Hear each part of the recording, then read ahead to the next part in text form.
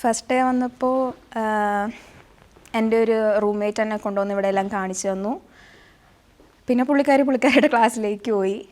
ഞാൻ എന്താ ചെയ്യേണ്ടതെന്ന് അറിയാൻ നിന്നു. എന്നിട്ട് എന്തെങ്കിലും ആട്ടെന്ന് വിചാരിച്ച് ഞാൻ ലിഫ്റ്റിൽ കയറി സെക്കൻഡ് ഫ്ലോറിൽ പോയി. അവിടെ ടീച്ചേഴ്സ് ഉണ്ടായിരുന്നു. ഞാൻ കയറി ചെന്നതും ഞങ്ങളുടെ പ്രിൻസിപ്പളുമാണ് ഞങ്ങളുടെ കുർസ് ലൈറ്ററുമാണ് ഹെറിയുങ്ങ.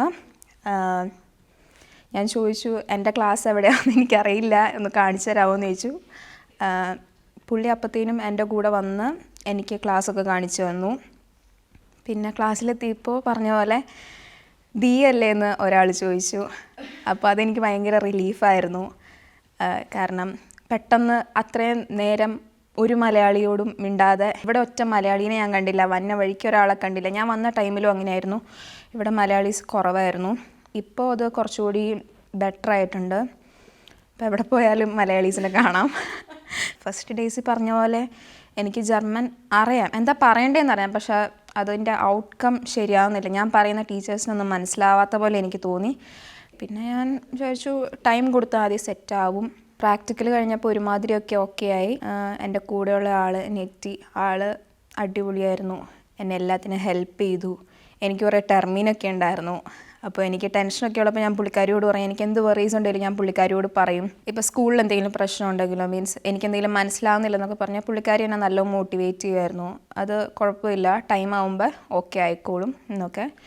പിന്നെ ഞാൻ ഫാമിലീസിൻ്റെ അടുത്ത് പോകുമ്പോൾ എൻ്റെ ഫസ്റ്റ് പ്രാക്ടിക്കൽ ആംബുലാൻ്റ് ആയിരുന്നു. അപ്പോൾ ഓരോ ഫാമിലീസിൽ നമ്മളിങ്ങനെ പോകും. ഫാമിലീസ് ഭയങ്കര വെൽക്കമിങ് ആയിരുന്നു. അവരെന്നോട് എന്തെങ്കിലും ചോദിക്കുമ്പോൾ ഞാൻ ജർമ്മനിൽ റിപ്ലൈ കൊടുക്കുമ്പോൾ അവർ എന്നെ നല്ല മോട്ടിവേറ്റ് ചെയ്യും.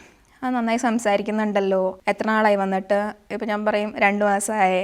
അപ്പോൾ നന്നായിട്ട് സംസാരിക്കുന്നുണ്ടല്ലോ എന്നൊക്കെ കേൾക്കുമ്പോൾ എനിക്ക് ഭയങ്കര മോട്ടിവേഷനാണ്. പിന്നെ അവർ ഭയങ്കര വെൽക്കമിങ് ആണ്, നമുക്ക് കുറേ ഗിഫ്റ്റ്സൊക്കെ തന്നു, നല്ല വെൽക്കമിങ് ആയിരുന്നു. അപ്പോൾ എനിക്ക് തന്നെ ഒരു കോൺഫിഡൻസ് ആയി, ഞാൻ സർവൈവ് ചെയ്യും, കുറച്ച് ടൈം കൊടുത്താൽ മതി, ഓക്കെ ആയിക്കോളും. പിന്നെ എല്ലാ ദിവസവും ജർമ്മൻ പഠിക്കണം. അതിപ്പോൾ അങ്ങനെ നടക്കുന്നൊന്നുമില്ല, എന്നാലും എല്ലാ ദിവസവും ഇമ്പ്രൂവ് ആയി വന്നിട്ട്, കാരണം നമ്മൾ ദിവസം ഇത് തന്നെയാണല്ലോ. ടീച്ചേഴ്സൊക്കെ ഭയങ്കര ഫ്രണ്ട്ലിയാണ്. ഇപ്പോൾ നമുക്ക് എന്തെങ്കിലും ടെർമിൻ ഉണ്ടെങ്കിലോ അല്ലെങ്കിൽ എന്തെങ്കിലും ഡൗട്ട്സ് ഉണ്ടെങ്കിലോ, ടീച്ചേഴ്സ് ആണെങ്കിലും നമ്മുടെ സ്റ്റുഡൻസ് ആണെങ്കിലും അവരെല്ലാം നമ്മളെ ഹെൽപ്പ് ചെയ്യും. നല്ല അണ്ടർസ്റ്റാൻഡിങ് എല്ലാവരും. അത് നല്ലൊരു പ്ലസ് പോയിൻ്റ് ആയിട്ടാണ് ഞാൻ കാണുന്നത്. ഇവിടുത്തെ ഏറ്റവും വലിയ പ്രശ്നം ലാംഗ്വേജ് തന്നെയാണ്. നമ്മൾ ലാംഗ്വേജിൽ എല്ലാം നല്ല രീതിക്ക് കടന്നാൽ ബാക്കിയൊക്കെ ഓക്കെ ആയിട്ട് പൊക്കോളും. ഞാൻ B2 പഠിച്ചായിരുന്നു നാട്ടിൽ നിന്ന്. ബട്ട് സ്റ്റിൽ ഞാൻ B2 എനിക്ക് ഫുൾ മൊഡ്യൂൾ ഉണ്ടായിരുന്നില്ല. ഞാൻ 3 മൊഡ്യൂൾ കംപ്ലീറ്റ് ചെയ്തിട്ട് ഇങ്ങോട്ട് വന്നേ. എനിക്ക് ഒരു മൊഡ്യൂൾ ഇനി ക്ലിയർ ചെയ്യാനുണ്ട്. എനിക്ക് തോന്നുന്നു B2 ഫുൾ 4 മൊഡ്യൂളും പാസ്സായിട്ട് വരുന്നതായിരിക്കും നല്ലത്. നമുക്കിവിടെ വന്നാൽ കുറേ അപ്പോയിൻമെൻറ്റ്സ് എടുക്കണം. സ്പാർക്കാസ്, എൻ്റെ ബാങ്കിലൊരു സ്പാർക്കാസ് ഇല്ല, അപ്പോൾ അതിന് ഇവർ ടെർമിൻ എടുത്തു തന്നു.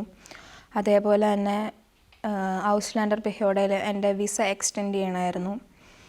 പിന്നെ ഉള്ളത് ഫ്യൂറിങ് സോയിഗ്നസ്. നമുക്ക് വർക്ക് ചെയ്യണമെങ്കിൽ ഫ്യൂറിങ് സോയിഗ്നസ് എന്ന് പറഞ്ഞൊരു സർട്ടിഫിക്കറ്റ് നിർബന്ധമാണ്. അതിനും ഇവർ ടെർമിൻ എടുത്തു തന്നു. എനിക്കൊന്നും അറിയേണ്ടി വന്നില്ല, എല്ലാം ഇവർ തന്നെ ഏറ്റെടുത്ത്, എല്ലാം ഇവർ തന്നെ ചെയ്തു. അവരെനിക്ക് ഇന്ന ദിവസം ഇന്ന ടൈമിൽ ടെർമിൻ ഉണ്ട്, ഇന്ന പേപ്പേഴ്സ് ആയിട്ട് പോകണം, പേപ്പേഴ്സ് ഇവർ പ്രൊവൈഡ് ചെയ്യും. ചിലതിന് എക്സ്ട്രാ ഡോക്യുമെൻറ്റ്സ് വേണ്ടി വരും, ഇതൊക്കെ ഇവർ പ്രൊവൈഡ് ചെയ്യും.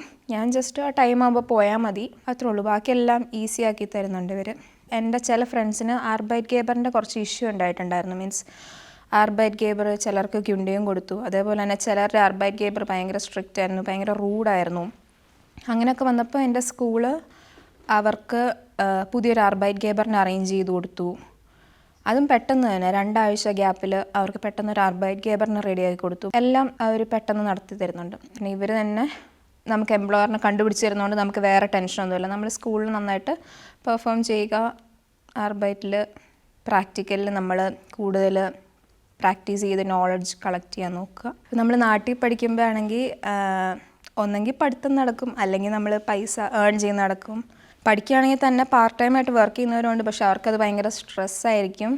എൻ്റെ ഫ്രണ്ട്സ് ആണെങ്കിൽ തന്നെ രാവിലെ അവർ ക്ലാസ്സസ് അറ്റൻഡ് ചെയ്യും, പിന്നെ പാർട്ട് ടൈം ആയിട്ട് വർക്ക് ചെയ്യുന്നവരുണ്ട്. അവർക്കത് ഭയങ്കര സ്ട്രെസ്സാണ്. നമുക്ക് അന്നേരം പഠിത്തം നടക്കില്ല, വേറെ കാര്യങ്ങൾ നമുക്ക് വല്ല ട്രിപ്പ് പോകണമെങ്കിലോ എൻജോയ് ചെയ്യണമെങ്കിലോ അതൊന്നും നടക്കില്ല. അതേ ടൈം ഇവിടെ ആണെങ്കിൽ ഇപ്പോൾ പറഞ്ഞ പോലെ 1.5 മാസം ഷൂളെ, അത് കഴിഞ്ഞ് ഒരു 3 മാസം പ്രാക്ടിക്കൽ.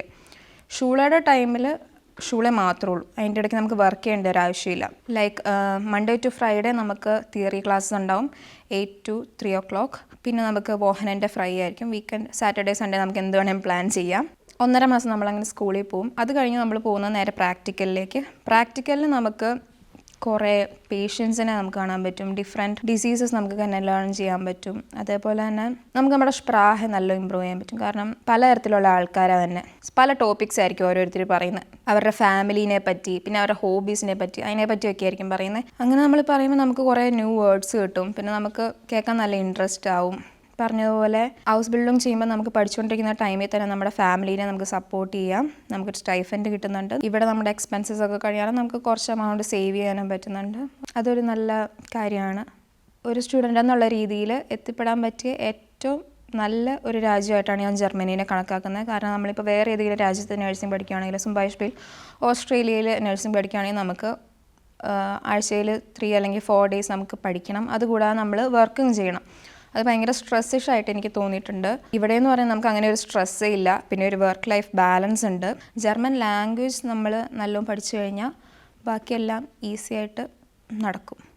ലാംഗ്വേജ് ബാരിയർ മാത്രമേ ഉള്ളൂ, ബാക്കി ഒക്കെ ഇവിടെ ഓക്കെയാണ്.